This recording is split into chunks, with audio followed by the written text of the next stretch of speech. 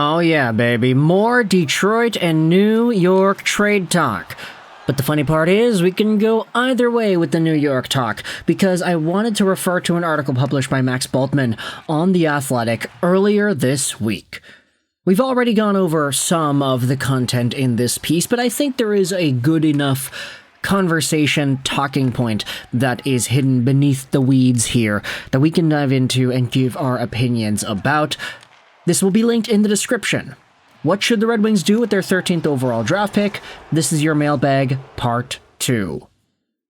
The Athletic is paid for material, so we're not going to go out there and screenshot this article, but what I wanted to do was go over a question that Bultman was asked about the Detroit Red Wings and their top 6. Whom it is that Bultman thinks the Red Wings should target. Who do you think is the best realistic target for a Red Wings team that is trying to improve their top 6 via a trade? The question says that they like Chris Kreider and Teuvo Teravainen, but what other options exist out there? Bultman writes in the article that the New York folks are indeed interesting to pay attention to. And in fact, this particular New York segment of this Athletic piece was written into another article on RedWingsInsider.com, so we're going to screenshot this secondary piece because it gives us the quote as to what Bultman wrote about in the Athletic piece. It's kind of complicated, but one's behind a paywall, one's not. This is what Bultman wrote about. The other name that comes to mind for the Detroit Red Wings in a top 6 improving trade, also in the New York area, is Anders Lee. The Islanders are hard to predict because they don't have a GM right now, and this was 2 days ago, but in theory, Lee, who has 1 year left in his contract and is soon to be 35, would add the exact kind of offense the Red Wings need, Bultman wrote. The article also, the Athletic piece, also says that Chris Kreider would make sense too, and so I wanted to dive into both of these guys, 2 New York guys, Kreider, Anders Lee. Let's talk about each of their profiles, talk about each of their goal-scoring capabilities, and discuss how this could fit with the Detroit Red Wings. Obviously, one of the biggest concerns that they had this season was they needed more goal support. Vladimir Tarasenko was brought in to be that. He didn't really provide as much as he would have wanted. Alex DeBrincat had a really good year, 70-point guy, 39-goal guy, so he almost hit 40. He was the top goal guy on the team. Patty Kane barely hit 20, Casper was right around there, and then you had a few other guys that needed to produce a little bit more. Not really the best goal-scoring core, but there are some top guys. Raymond was 3 away from 30, Larkin did hit 30, DeBrincat, of course, 1 away from 40, so it's not bad. But more goal scoring is probably what this team needs in order to succeed, especially in the middle-ish range of their top goal scorers lists. If they had another guy at 30, that would be a huge addition and pretty much exactly what this team needs. Now, for Anders Lee, if we go over to his profile, he had 29 goals last year in 54 points. Might I remind you, though, the Islanders, they're kind of bad nowadays. They're not really a great team. Anders Lee, of course, is the captain of this team, but they've been in this strange state of mediocrity and not being able to get over the hump for years. And unfortunately, because Anders Lee is 34, turning 35 years old, he's got 1 year left at $7 million AAV, you can say this guy is probably a likely trade candidate if that Islander squad decides to go all balls to the wall on a rebuild. They're going to get Matthew Schaefer first overall, they're going to trade Noah Dobson, Matthew Barzal, and Bo Horvat. Anders Lee has to be part of the collateral damage here. He is too good to hold on to if you're going to go through a rebuild. So whatever price is going to go out there, honestly, I think it's reasonable to assume that same standard price that everybody likes to talk about, maybe a little bit less. Maybe instead of a first, a roster player, and a prospect, maybe it's just a first and a prospect, something like that. Anders Lee can provide a very good direct goal-scoring punch this year.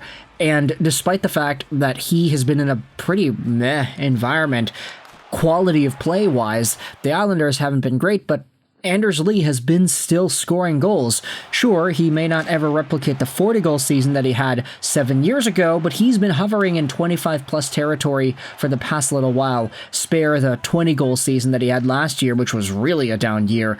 He did bounce back, though, with the 29 this season.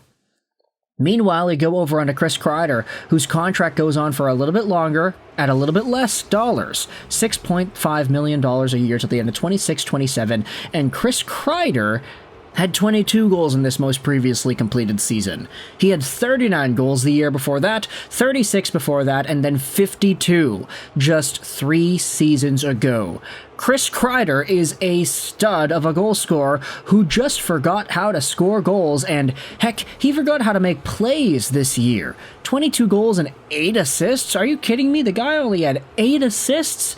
That's ridiculous. I get it, he was injured for a good chunk of the year, but there's nothing that can justify a dip in assists from being a consistent, at the very least, double-digit assist guy to only getting 8 this year. Now, sure, he would have been on pace for a little bit more than 8. Maybe he would have had 10 if he played the full year, but still, Chris Kreider is a goal scorer's goal scorer, and he has been in that role for the past few years here.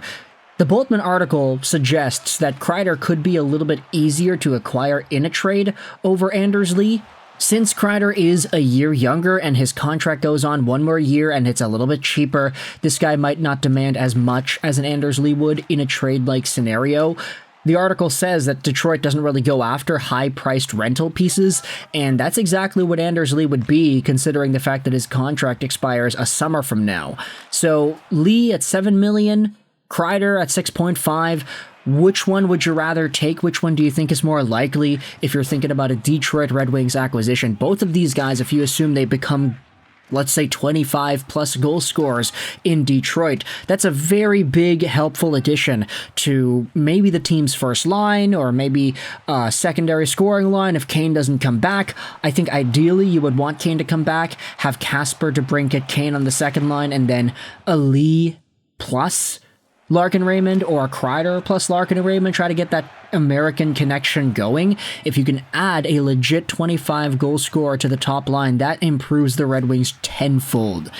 Unfortunate for Vladimir Tarasenko, he just wasn't that guy this season, and you can say that you hope for him to bounce back. That's definitely fair. I just don't know if it's really gonna happen in the ways that the Wings want it to. I don't know if they have the patience either to fully believe in Tarasenko and say, yeah, we're not gonna go out there and make a trade. We're not gonna add on some other pieces. We're not gonna sign guys. We already have Tarasenko. It's like, okay, you do everything you can to improve the hockey team. And if Tarasenko improves on top of that too, then that's an even bigger bonus. Why not add as many good players as you can and have players succeed in the ways that you want them to?